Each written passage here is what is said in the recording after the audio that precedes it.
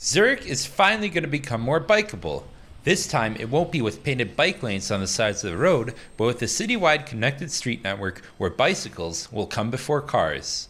Zurich is consistently rated as one of the best places to live in the world, and I can see why. From the crystal clean water to the amazing public transit, the city really has a lot going for it. However, there's still one thing which it's lacking: great quality bike infrastructure. I'll be honest, it can be a mess. In a lot of places, bikers are still forced to the side of the road in painted bike lanes, which have the tendency of ending all of a sudden and then throwing you into traffic. You have to be brave to ride on some of these streets, and a lot of people somehow are. Thankfully, the city and its residents know about this and are putting in efforts to fix it. In 2020, residents voted with a 70% majority to introduce at least 50 kilometers of safe, fast bicycle routes throughout Zurich over the next 10 years. What does this mean? This means that these roads will be free from cars and that bicycles will have the right of way. In a city with about 630 kilometers of roads, having bicycles come first on about 8% of them seems like an achievable goal. The next year in 2021, a new plan from the city got approved that defined which streets were prioritized for which mode of transportation. This Richtplan designated these streets in red to be bicycle priority routes, meaning that they will be focused with bicycles first in mind. This means limiting through traffic for cars and a speed limit of 30 kilometers per hour, among other things. Fast forward to today, and this road, Baslerstraße, is the first one to be transformed. I took a look at the plans online, and it looks way better than it did before. Let's go over there and check it out. I'm excited to see how it looks like.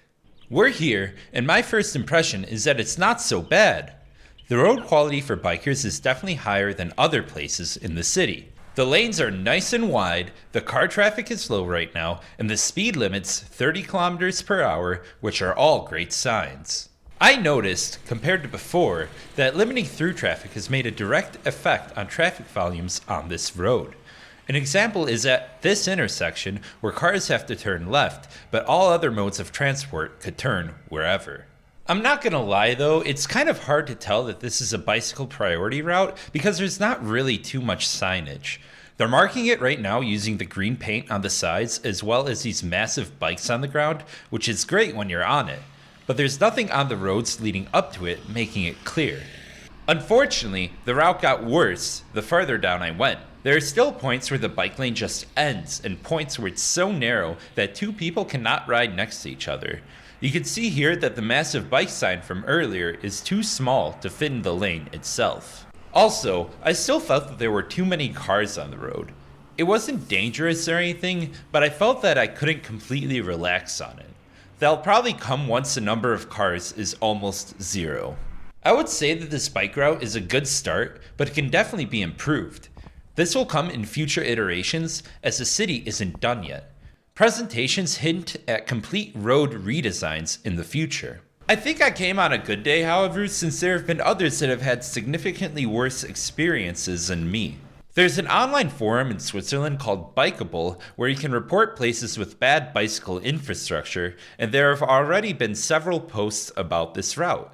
For example, there have been a bunch where people show traffic backed up so much that bikers are also stuck in it, and even one about a complete road closure in the middle of the day, which, as the author says, would never be accepted with cars.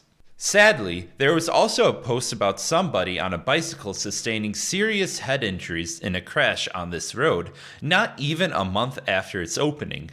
This could have easily been me, and I'm not gonna lie, this scares me a bit. I personally still feel fine riding here, but given what I saw both in person and online, if I had kids, it probably wouldn't sit right with me if they rode alone here. So do I think that there's room for improvement? I'd say so. There are several things that can be done, but I'll save them for the next video.